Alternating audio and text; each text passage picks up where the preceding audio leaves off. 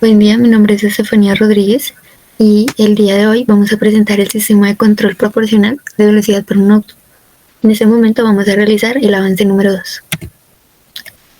Esta presentación tiene 8 puntos, los cuales son introducción, objetivos, marco referencial, metodología, resultados, cronogramas, alcances y limitaciones y presupuesto. Empezaremos con la introducción.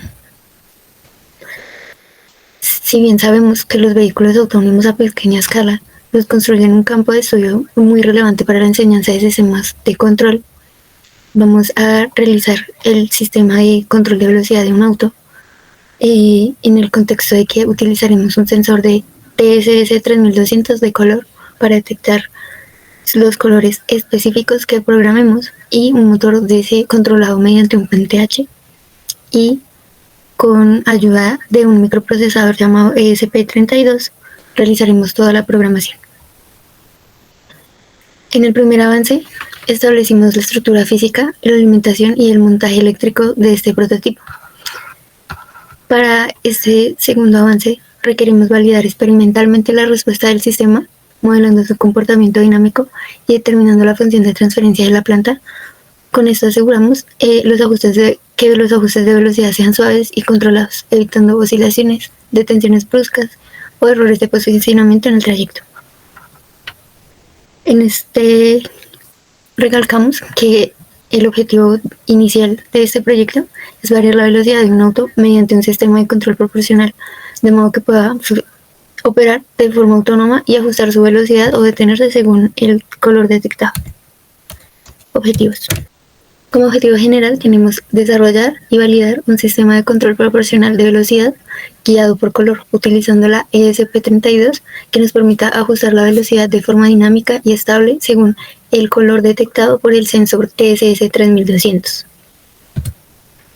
Como objetivos específicos tenemos primeramente implementar la programación del ESP32 para controlar la velocidad del motor de forma proporcional al error entre la velocidad deseada y la actual.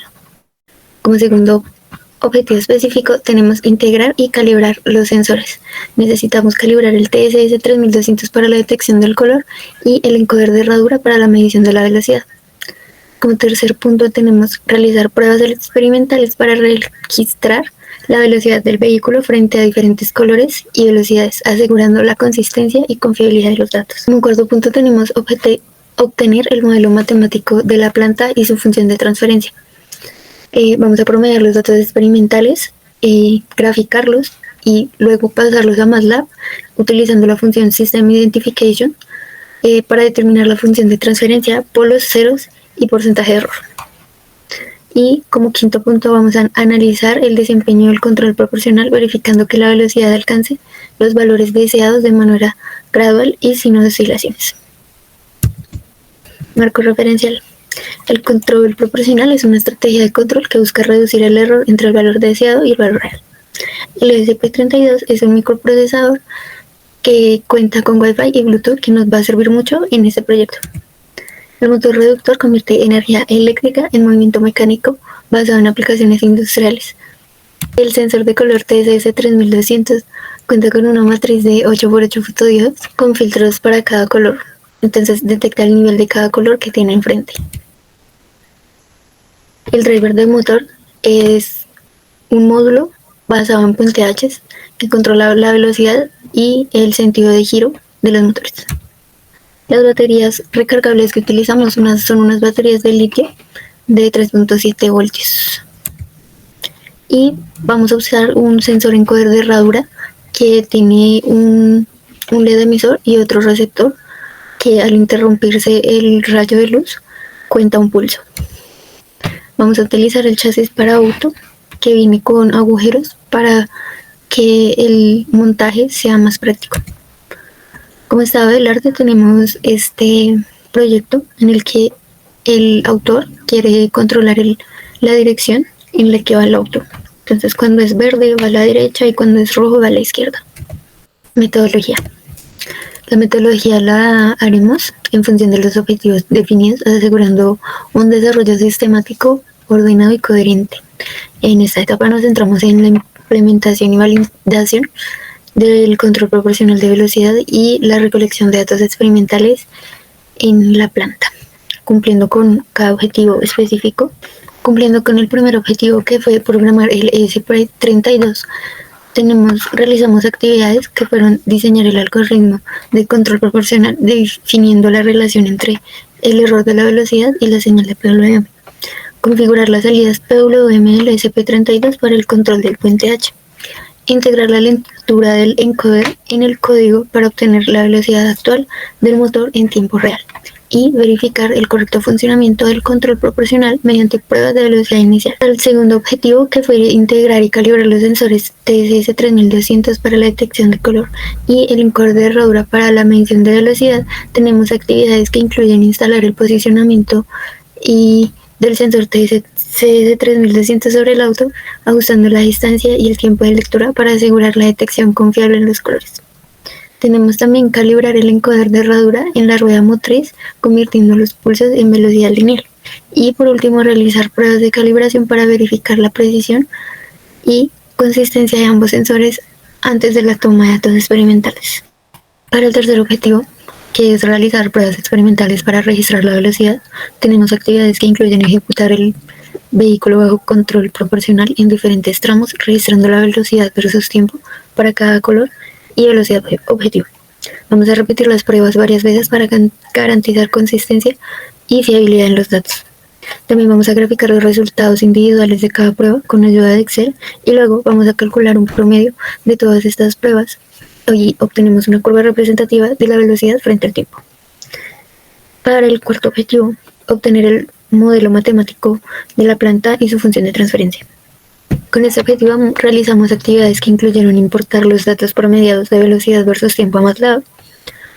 Utilizamos la función System Identification Toolbox para determinar la función de transferencia del sistema, los polos, ceros, el porcentaje de error entre el modelo y los datos experimentales, la gráfica comparativa de la respuesta del modelo con los datos promediados.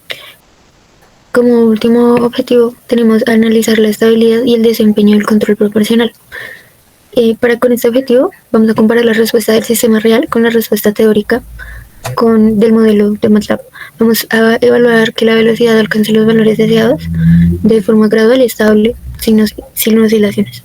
Y vamos a documentar los resultados mediante gráficos de velocidad versus tiempo para cada color. Y con esto vamos a evidenciar la eficacia y la estabilidad del control proporcional. Análisis y resultados. Este es el montaje final. Como ven, a comparación del avance 1, implementamos más baterías, también implementamos los sensores. El sensor en la parte de adelante es el TSS 3200 y en una de las ruedas que está alumbrando de azul está el sensor encoder. Ese es el diagrama de bloques final para este sistema. Tenemos la señal CDT del sensor de color. El sensor de velocidad nos da la retroalimentación con la señal de error entra al controlador. Del controlador sale una señal PWM que esta entra a nuestra planta. Nuestra planta está constituida por el driver del motor y por los motores reductores. Y esto nos da una salida de velocidad. Modelo matemático. Para la obtención de datos en este sistema nos apoyamos con el sensor de velocidad tipo encoder de herradura. Este sensor registra los pulsos del disco unidos al motor, contando las interrupciones de las ranuras. Para la obtención de datos en metros sobre segundos, tenemos que hacer la conversión en el código, en el microprocesador, de pulsos a metros sobre segundos. Esto lo hacemos con el conocimiento del número de ranuras del disco unido al motor o a la llanta y el radio de este mismo disco. Luego la conversión, primero encontramos las vueltas, que son los pulsos divididos por el número de ranuras. Luego la distancia, que son las vueltas multiplicado por el perímetro, y la velocidad finalmente la encontramos con la distancia versus el tiempo. Después de tener estos valores de velocidad del auto para cada señal de PWM, procedemos a realizar el modelo matemático que explica el comportamiento en cada cambio de velocidad. Esto se realiza tomando los datos para cada PWM en un tiempo establecido.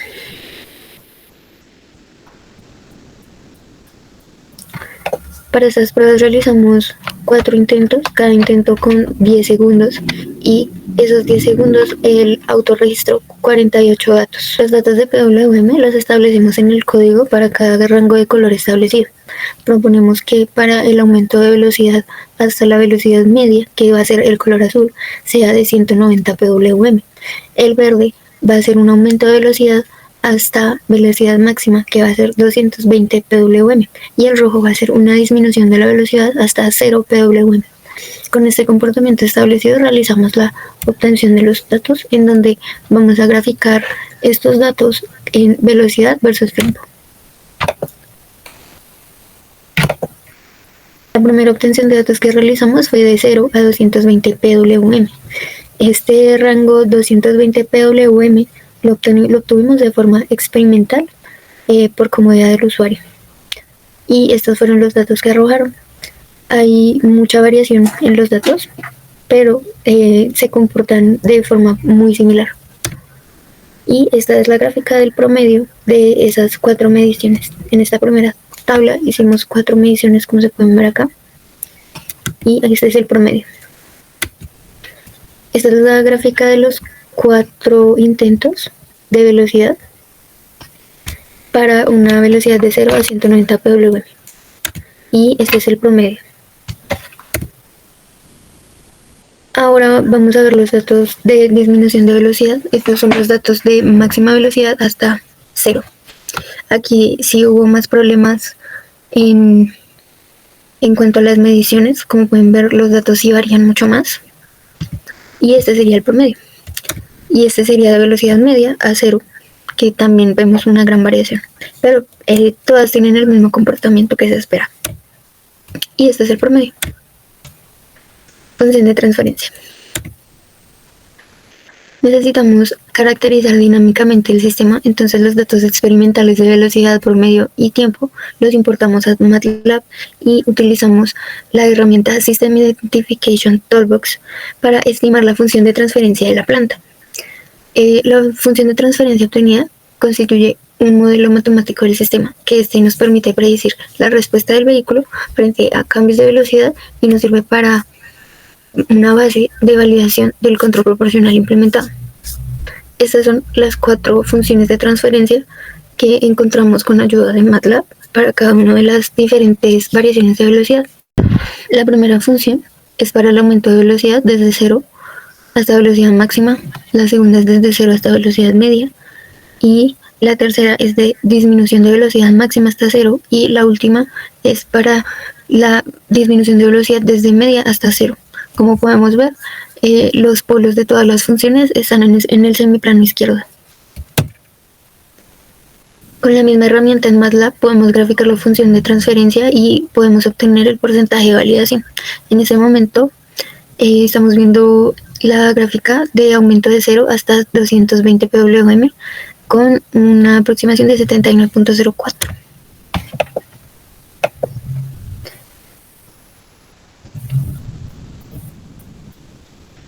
La gráfica que vemos arriba es la función para aumento hasta 190 PWM con una aproximación del 79.04. La otra es la función de 220 PWM hasta 0 y ahí obtuvimos una validación del 83.48%. Por último tenemos la validación de la función de 190 PWM hasta 0 con el 81.24%. Con las funciones de transferencia establecidas, llevamos a cabo el análisis de estabilidad del sistema a partir del modelo matemático.